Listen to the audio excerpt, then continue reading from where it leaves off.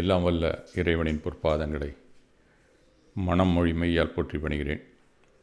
அதிகாலை பிரார்த்தனை வகுப்பிலே கலந்து கொண்டு கடவுள் வாழ்த்தில் தொடங்கி மேருமந்திர பாடல் வரை சிறப்பான நிகழ்வுகளை வழங்கி வரும் அனைத்து பங்களிப்பாளர்கள், பார்வையாளர்கள் மற்றும் நெறியாளர் தொடர் தொகுப்பாளர்கள் அனைவருக்கும் எனது பணிவான வணக்கத்தை தெரிவித்துக் கொள்கிறேன். நாம் செய்ய விரும்பிய ஒரு பெரிய விஷயத்தை நாம் எல்லோரிடம் முன்னமே அறிவிக்கிற ஒரு பழக்கமும் சிலரிடம் இருக்கிறது. அதாவது பள்ளி பருவத்திலே, வளரிடம் பருவத்திலே, காலேஜ் படிக்கும்போது பெரும்பாலும் பலருக்கும் டாக்டர் ஆகணும், இன்ஜினியர் ஆகணும், வக்கீல் ஆகணும், வெளிநாடு போய் படித்து அங்கேயே வேலைக்கு அமர வேண்டும், பெரிய இடத்துல கல்யாணம் செஞ்சுக்கணும், அழகானதாகவும் அறிவான பெண்ணாக இருக்க வேண்டும், ஒரு நல்ல வருமானம் உள்ள ஒருத்தனை நம்ம கல்யாணம் பண்ணிக்கணும், இப்படி பல கனவுகள் இருக்கும். சிலர் வெளிப்படையாக யாரிடமும் கூறிக்கொண்டும் இருப்பார்கள். அதெல்லாம் குடும்பத்தினரிடம் உள்ள பணம், பொருள், தன்னிடம் உள்ள படிப்பு, இது போன்ற தகுதிக்கு சரிப்பட்டு வருமா என்று ஆராயாமல் அதை பறைசாற்றி கொண்டிருப்பார்கள். அவர்கள் பிற்காலத்தில் வாழ்வில் என்ன நடந்தது அப்படிங்கிறத கொஞ்சம் வயதானவர்களை கேட்டால் தெரிந்துவிடும். சில நேரங்களிலே கனவுகளை அதிகமாக பேசிவிட்டால் அவை எட்டாததாக மாறி இருப்பதையும் பார்த்திருக்கிறோம் நாம். அதுபோல் ஒரு இளைஞனின் வாழ்விலே நடந்த ஒரு கனவு கதை அது. ஒரு சிறிய கிராமத்திலே சைமன் அப்படிங்கிற ஒரு இளைஞன் வாழ்ந்து வந்தான். அவனுக்கு பெரிய கனவுகள் அடுக்கடுக்காக அடுத்தடுத்தாக வந்து கொண்டே இருக்கும். ஒவ்வொரு வாரமும் ஒரு புதிய திட்டத்தை உருவாக்குவான். இன்றைக்கி நம்ம இந்த மாதிரி நம்ம செய்யணும் அடுத்ததாக அப்படின்னு சொல்லி அவன் யோசனை பண்ணுவான். என்ன செய்யலாம் அப்படின்னா ஒரு பெரிய டார்கெட் ஒன்று வச்சுருப்பான், அதை அச்சீவ் பண்ணணும் அப்படிங்கிறது மாதிரி யோசிப்பான். அதற்கான அவனுடைய அந்த ஒர்க் ஷாப் ஒன்று இருக்கும். ஒரு கார்பென்ட்ரி தெரிஞ்ச ஒரு பையன், அதில் நாளைக்கு இந்த மாதிரி புதுசாக ஒன்று நம்ம தயார் பண்ணணும் அப்படிங்கிற மாதிரி யோசித்து அதுக்கான படமெல்லாம் போடுவான். இதை போட்டு ஆரம்பித்து மனசில் வந்தோடனே நேராக கடைத்தெருவுக்கு ஒவ்வொரு போவான். அதை நம்ம என்ன செய்ய போகிறோம் அப்படிங்கிறத தொடங்குவதற்கு முன்னே அது கிராமத்தில் உள்ள எல்லோரிடமும் போய் சொல்ல ஆரம்பிச்சிடுவான். அது முக்கியமான ஒரு பிளேஸ்லாம் அவன் ஃப்ரெண்ட்ஸ் எல்லாம் இருக்கிற இடத்துல, கூட்டமாக இருக்கிற இடம். இப்போ கிராமம்னு எடுத்துட்டிங்கன்னா ஒரு டீ கடை இருக்கும், அப்படி இல்லைன்னா ஒரு ஆலமரம் இருக்கும். இந்த மாதிரி ஒரு பொதுவான இடத்துல எல்லோரும் கூட்டம் போட்டு உட்காந்து பேசுகிறது ஒரு பழக்கம். அது போகிறவங்க வரவங்களாம் அப்படியே காதில் வாங்கிட்டு போயிட்டே இருப்பாங்க. அந்த மாதிரி இடத்துல நான் இந்த மாதிரி செய்ய போகிறேன். ஊரில் இருக்கிறவங்களாம் சொந்தக்காரனாக இருப்பான், ஃப்ரெண்ட்ஸாக இருப்பான். ரிலேட்டிவ்ஸ் இல்லாதவங்கள கூட மாமா மச்சான் கூப்பிட்றது தானே அந்த காலத்துலேருந்து பழக்கம். அதனால் சந்தையில் நடந்து கொண்டு இந்த கிராமத்திலே நான் மிகப்பெரிய கடையை நான் திறப்பேன் அப்படின்னு சொல்லி சத்தமாக போடுவான், குதிப்பான். மக்கள் அதெல்லாம் பார்த்துட்டு இவனுக்கு இந்த வயசில் ஒரு நல்ல ஆர்வம் இருக்குது, இவன் பெரிய ஆளாகிடுவான் அப்படின்னு நினைத்தார்கள். கைத்தட்டுவாங்க அவங்களும். நல்ல இலக்கு தாண்டா, நீ அதில் போனீங்கன்னா பெரிய ஆளாக வந்துடலாம் அப்படின்னு பெரியவங்க கூட பாராட்டுவார்கள், நல்ல வார்த்தைகள் கூறுவார்கள். சைமன் பெருமையாக அதை உணர்வான். தான் ஒரு முக்கியமானவன் போல அவன் மனசில் தோன்றும். அன்றைக்கு இரவு நன்றாக தூங்கி விடுவான். அதன் பிறகு அடுத்த நாள் வேலையை தொடங்குகிற நேரத்தில் அவனுக்கு கொஞ்சம் லேசாக அந்த பழைய நினைவுகள்லாம் ஞாபகத்துக்கு வரும். காலையில் அந்த உற்சாகம், நம்ம என்ன செய்யணும் அப்படின்னு யோசிப்பான். ஆனால் கொஞ்சம் நேரம் கழித்து அவனுடைய அந்த ஒர்க் ஷாப் இருக்குல்ல, அது என்ன செய்யணுமோ அந்த இடத்துல வந்தோடனே அவனுக்கு சோர்வாக இருக்கும், உற்சாகம் காணாமல் போய்விடும். இப்படியே நாட்கள் கடந்து போகும். அந்த கடை திறக்கப்படாது. அவன் என்ன கடை திறக்கணும்னு சொன்னானோ அது திறந்திருக்க மாட்டான். பின்னர் சைமன் மீண்டும் ஒரு புதிய கனவை தேர்வு செய்வான். நான் அழகான மண்பாண்டங்களை உருவாக்கப் போகிறேன் அப்படின்னு சொல்லுவான். எல்லோரும் என்னிடம் வாருங்கள், நீங்கள் தான் எங்கள்கிட்ட வந்து வாங்குவீங்க அப்படிங்கிறது மாதிரி எல்லார்ட்டையும் சொல்லுவான். அப்படியா, அப்போனா பரவாயில்லப்பா, நீ செஞ்சால் உன்ட்ட வாங்காமல் ஆட்டை வாங்க போகிறோம் அப்படிங்கிறது மாதிரி அவங்கெல்லாம் பாராட்டுவார்கள், ஊக்குவிப்பார்கள், மகிழ்ச்சி அடைவான். ஆனால் சில நாட்கள் மீண்டும் அந்த கிளையெல்லாம் எடுத்து வைப்பான். இருந்தாலும் அதை பார்த்துட்டு அந்த மண்ணை கூட தொடமாட்டான். அப்படியே இருந்துட்டு அவன் பாட்டுக்கு ஓய்வெடுத்து கொண்டு சென்று விடுவான். சில நாட்கள் மீண்டும் ஆர்வம் குறைந்துவிடும். மண்ணை கூட அவன் தொடுவதில்லை. கூறுவதும் பின்னர் சோம்பேறியாக இருப்பதும் இந்த பழக்கம் பல ஆண்டுகளாக தொடர்ந்தது. சைமனுடைய கனவுகளை அறிவிப்பதும் மக்கள் பாராட்டுவதுமாக அப்படிங்கிற மாதிரி அந்த கதையை சொல்லிக்கொண்டே செல்கிறார். இதை ஒரு நாள், என்னடா நம்ம இப்படியே சொல்லிகிட்டு இருக்கோம், நம்ம வாழ்க்கையில் முன்னுக்கே வரலையே அப்படி சொல்லி அவன் மனம் ரொம்ப கஷ்டப்பட்டது. உட்கார்ந்து யோசிக்கிறான். கண்களில் கூட அவனுக்கு கண்ணீர்கள் வர ஆரம்பித்து விட்டன. நம்ம ஒன்றுமே செய்யாமல் சும்மா சும்மா சொல்லிவிட்டு சுற்றி சுற்றி வரோம், அடுத்த லெவல் போகிறதே இல்லையே ஏன் அப்படின்னு சொல்லி அவன் ஒன்றும் புரியாமல் வருத்தப்பட்டான். ஒரு நாள் இந்த மாதிரி இருக்கிற நேரத்தில் ஒரு மாலையில் ஒரு பழைய கிணறு இருக்குது, அங்கே போய் உட்காந்துக்கிட்டு யோசிச்சுட்டு இருக்கான். அவர் பக்கத்தில் ஒரு முதியவர் வந்து அருகிலே அமர்ந்தார். அவர் அமைதியானவர், ரொம்ப எளிமையானவர். அவரை எல்லாருமே அந்த ஊரில் மதிப்பார்கள். ஆனால் அவர் அதிகம் பேச மாட்டார். அவர் மெதுவாக கேட்டார், மகனே ஏன் கவலையாக இருக்கிறாய் அப்படின்னு கேட்டார். சைமன் வந்து என்ன சொன்னான், கொஞ்சம் பெருமூச்சு விட்டுக்கிட்டே, எனக்கு நிறைய கனவுகள் இருக்கின்றன, ஆனால் ஒன்றையும் முடிக்க முடியவில்லை, என்ன தவறு என்றே எனக்கு புரியவில்லை அப்படின்னு சொல்லி அவர்கிட்ட சொல்கிறான். முதியவர் தலையசைத்தார். புதிய எண்ணம் வந்தால் நீ என்ன செய்கிறாய் அப்படின்னு அவன்கிட்ட கேட்குறார். உடனே சொன்னான், நான் எல்லாரிடையும் போய் நான் இதை செய்ய போகிறேன் அதை செய்ய போகிறேன்னு சொல்லுவேன், அவர்களையும் என்னை பெருமைப்பட பாராட்டுவார்கள், என்னை ஊக்கம் கொடுப்பார்கள் அப்படி. அப்போ உடனே அவர் சிரிக்கிறார். மெல்லமாக சிரிச்சிட்டு, நாளை காலையில் என்னுடன் வா, உனக்கு ஒன்றை காட்டுகிறேன் அப்படின்னு சொல்லி அவனை கூப்பிடுறார். மறுநாள் ஒரு சின்ன தோட்டத்துக்கு சைமனை அழைத்து கொண்டு சென்றார். கையில் 2 விதைகள் இருந்தன. ஒரு விதையை வந்து சைமனுக்கு கொடுக்குறார். இந்த மண்ணில் இதை நீ நடு அப்படின்னு சொல்கிறார். சைமன் என்ன பண்ணுறான், அந்த ஒரு சிறிய குழியை தோண்டி, சாதாரணமாக நம்ம விதை கொடுத்தா என்ன செய்வோம், ஒரு குழியை நோண்டி அதுக்குள்ளே அதை புதைத்து விடுவோம் இல்லையா? அது மாதிரி ஒரு சிறிய குழியை தோண்டி அந்த விதையை நட்டான். மேலே மண்ணெல்லாம் தள்ளி விட்டு மூடினான். அது இன்னொரு விதை இருந்தது, கையில் 2 விதையில் வச்சுருந்தார். அதை எடுத்துகிட்டு அந்த தெருவுக்கு போகிறாரு. அந்த அந்த விதையை கையை உயர்த்தி தூக்கி காட்டி அருகில் இருந்து விளையாடி கொண்டிருந்த குழந்தைகளை அழைத்தார். பாருங்கள், என் கையில் ஒரு விதை இருக்குது, அது விரைவில் ஒரு அழகான மரமாக வளரும் அப்படின்னு அந்த குழந்தைகள்கிட்ட சொல்கிறாரு. பெரியவங்களும் சில பேர் அதை பார்க்குறாங்க, என்னடா பெரியவர் ஏதோ சொல்லிகிட்டு இருக்காரு அப்படின்னு சொல்லி அந்த குழந்தைங்கள்லாம் கை தட்டுது, வேடிக்கை பார்க்குதுங்க. அந்த விதையை அருகில் இருந்த ஒரு கல்லின் மேல் வைத்து விட்டு சென்று விட்டார்.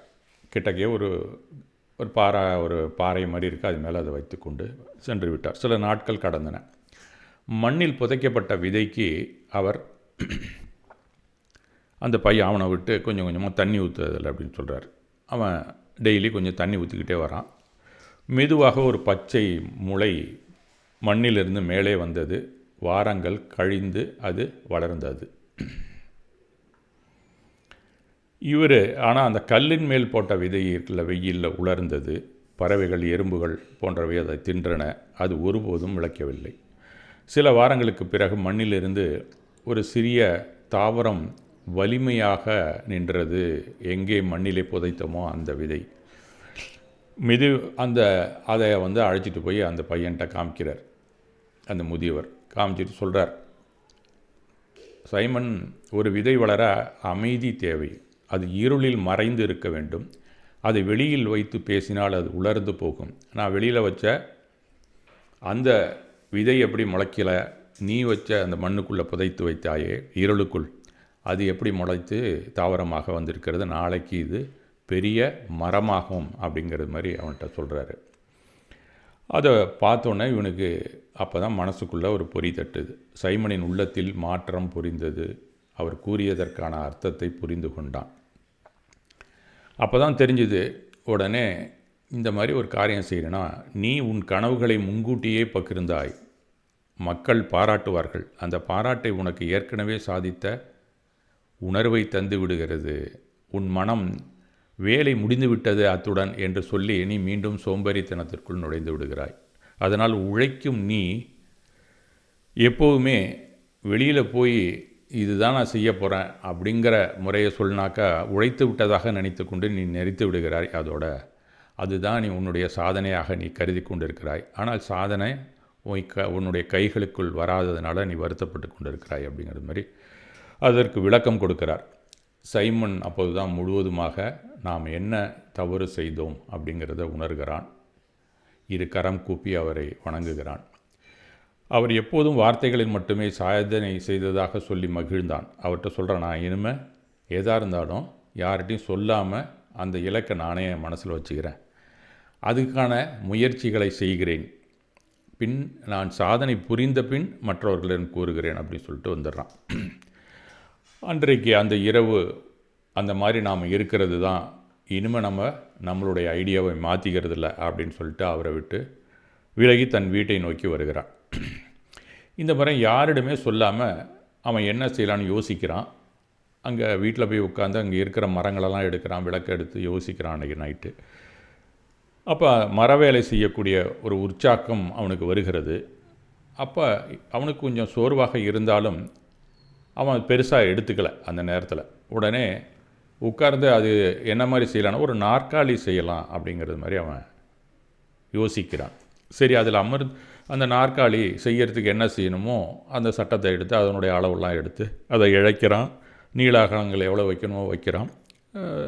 அதுக்கான அந்த உளியெல்லாம் எடுத்து செதுக்கி அது எங்கெங்கே ஜாயிண்ட்ஸ் எல்லாம் போடணுமோ, டெனன்ட் ஜாயிண்ட்டாக எந்த ஜாயிண்ட்டு கொடுக்கணுமோ, எந்தெந்த இடத்துல ஒவ்வொரு இடத்துலையும் ஒரு ஜாயிண்ட் இருக்கும், அதெல்லாம் செஞ்சு அந்த நாற்காலியை கோர்வையாக்கி நாற்காலியின் உருவத்தை கொண்டு வந்து பார்க்கிறான். அதில் சின்ன சின்ன தவறுகள் இருக்கின்றன, அதெல்லாம் சீர் செய்கிறான்.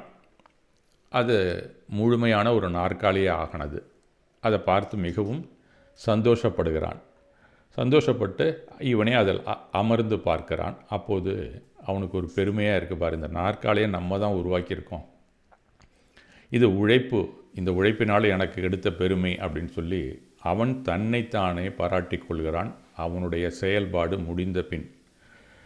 அதன் பிறகு என்ன பண்ணுறான், அந்த நாற்காலியை கொண்டு வந்து வெளியில் காட்டுறான். அந்த பக்கத்து வீட்டு பெண்மணி வந்து அதை பார்க்குறாங்க. பார்த்துட்டு, சைமன் இது எப்போது செய்தால் நீ என்கிட்ட சொல்லவே இல்லையே அப்படின்னு கேட்குறாங்க. ஏன்னா வழக்கமாக செய்யறதுக்கு முன்னாடியே எதாக இருந்தாலும் ஊர் முழுக்க தம்பட்டம் அடிக்கிறது அவனுடைய ஒரு பழக்கமாக இருந்ததுனால அவங்க கேட்குறான். அவன் சைமன் சிறுத்தை முடித்த பிறகு தான் காட்ட வேண்டும் என்று நினைத்தேன், அதனால தான் நான் சொல்லலை, மன்னித்து கொள்ளுங்கள் அப்படின்னு சொல்லி அந்த அம்மாட்ட சொல்கிறான். அப்படி ஆண்டுகள் பல கடந்தன. கொஞ்சம் கொஞ்சமாக போன ஒரு பெரிய கார்பெண்டர் ஆகிறான். அவன் பல திட்டங்களை அவன் யாருக்கிட்டுமே நான் அடுத்தது என்ன செய்கிறேன் அப்படின்னு சொல்லாமலே பல அவனால் முடிந்த வேலைகளை தொடர்ச்சியாக செய்து கொண்டு ஊரில் கொண்டு வந்து அது ஒரு கடை மாதிரி வச்சு வியாபாரம் செய்கிறான். அந்த மாதிரி தன்னுடைய வாழ்க்கையிலே அவன் கொஞ்சம் கொஞ்சமாக உயர்ந்து கொண்டே வருகிறான் பிற்காலத்திலே. அப்போது அவன் கேட்டுக்கொண்டான், இதுபோல் நம்ம கனவுகளை முன்கூட்டியே கூறிக்கொள்வது நல்லதல்ல. நாம் என்ன செய்ய வேண்டுமோ அது நம்மளை என்ன செய்ய முடியும், அதை செய்ய முடியாமல் கூட போகலாம். நம்மளால் என்ன செய்ய முடியுங்கிறது தான் நம்ம மனசுக்குள்ளேயே நம்ம நிலைநிறுத்தி அதற்கான உழைப்பை தந்தால்தான் நம் கைக்குள்ளே அது சாதனையாக கிடைக்கும் அப்படிங்கிற ஒரு உண்மையை அவன் தெரிந்து கொண்டான். அப்படிங்கிற மாதிரி அந்த கதையை முடிக்கிறார் அந்த கதாசிரியர். உங்கள் கனவுகளை பார்த்து கொள்ளுங்கள், அமைதியில் அதை வளரவிடுங்கள். உலகம் உங்கள் மனதை பார்க்கும், நீங்கள் அறிவிக்க தேவையில்லை அப்படின்னு சொல்கிறார். உங்கள் மனசுக்குள்ளே நீங்கள் என்ன இருக்கோ அதை உங்கள் காரியமாக நிறைவேற்றி கொண்டே வாருங்கள். ஊருக்கெல்லாம் நீங்கள் தம்பட்டம் அடித்து நான் இதை செய்ய போகிறேன், அதை செய்ய போகிறேன், நான் தான் அப்படி பண்ணிக்கிட்டு இருக்கேன் அப்படின்னு சுயபுராணம் பாடாமல் பூஸ்டிங்னு சொல்லுவான் வாழ்க்கையில். அந்த பூஸ்டிங் டாக் அப்படின்னு சொல்லுவாங்க. தன்னைத்தானே உயர்த்தி பேசிக்கொள்வது. நான் நாளைக்கு இப்படி கேட்க போகிறேன், நான் லண்டனில் போய் இருக்க போகிறேன், அங்கே இருக்க போகிறேன்னு. இது மாதிரி நிறைய பேர் சின்ன வயசில் கொஞ்சம் வயசானவங்களாம் பார்த்துருப்பாங்க. அவங்களாம் பிற்காலத்தில் என்னவா இருந்தாங்க அப்படிங்கிறதுக்கான உதாரண புருஷனாக இந்த சைமனை இந்த கதையிலே காட்டுகிறார்கள். அதனால் அப்படி இல்லாமல் நாம் இருளில் எப்படி விதை முளைத்ததோ அந்த மாதிரி நாமுமே நமக்கான இலக்கை வகுத்து அதை அமைதியாக உழைக்க வேண்டும். அந்த உழைப்பு பிற்காலத்திலே பெரிய நன்மையை நமக்கு தரும். அப்படிங்கிறது தான் விதை இருளில் வளரட்டும் அப்படின்னு சொல்லி சொல்கிறார். அதாவது நாம் என்ன கனவு காண்கின்றோமோ அது மனதுக்குள் புதைத்து வைத்து கொள்ளுங்கள். விதை இருளில் வளரட்டும். அதன் பிறகு தான் எப்போ மரமாக பெருசாக வருகிறதோ அப்போ அந்த உலகமே அதை தெரிந்து கொள்ளும். அதனால் விதைக்கும் போது யார்கிட்டையும் எதையும் சொல்லணும்னு அவசியமே இல்லை. அது மரமாக விருட்சமாக மாறி இருக்கும்போது அதை உலகமே தெரிந்து கொள்ளும். அந்த நிழலிலே அவர்களும் பயன்பெறுவார்கள் அப்படிங்கிறது மாதிரி அந்த கதையை கூறி முடிக்கிறார் அந்த கதாசிரியர். எல்லோருடைய வார்த்தைகளுமே எப்போதுமே செயலாக மாறுவதில்லை. அது ஏன் அப்படின்னு சொன்னால் இந்த சைமன் கதை மாதிரி தான். ஆனால் செயலில் இறங்கவில்லை அப்படிங்கிறதுனால தான் யாருக்குமே வெற்றி கிடைப்பதே இல்லை அப்படிங்கிறத நாம் தெரிந்து கொள்ளலாம். வார்த்தைக்கான பாராட்டு முன்கூட்டியே வெற்றி உணர்வை தருகிறது. மக்கள் கைதட்டுகிறார்கள். அந்த பாராட்டே அவனுடைய உழைப்புக்கு தீயாக அணைத்து விட்டது அப்படின்னு சொல்லலாம். வீட்டில் உள்ள எத்தனையோ தாத்தா பாட்டிலாம் சொல்லுவாங்க, பேரன் கலெக்டராக போகணும், அவன் சந்தோஷப்படுவான் அப்படின்னு சொல்லிட்டு வீட்டில் சொல்லிகிட்டு இருப்பாங்க. அதை கேட்டாவே அவன் மாறுவானான்னு. எல்லா தாத்தா பாட்டியும் எல்லாரையும் அப்படி தான் சொல்லுவாங்க. கலெக்டராக போவான், இவன் ஜனாதிபதியாக போவான், பிரைம் மினிஸ்டராக போகிறான்னு சொல்லக்கூடிய முதியவர்கள் வீட்டில் இருந்து கொண்டு தான். ஆனால் எத்தனை பேர் போகிறார்கள்?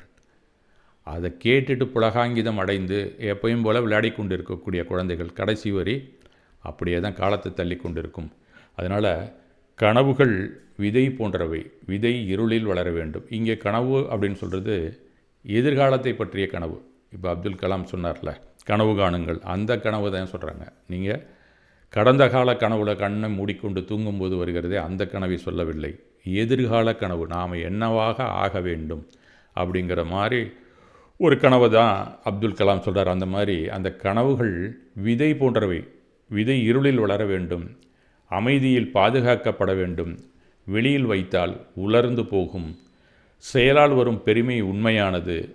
நாற்காலியை முடித்தபோது சைமனின் மனதிலே தோன்றிய அந்த பெருமை அது வார்த்தைகளால் கிடைத்ததல்ல, உழைப்பால் கிடைத்த உண்மையான வெற்றி அப்படின்னு தான் நாம் தெரிந்து கொள்ள வேண்டும்.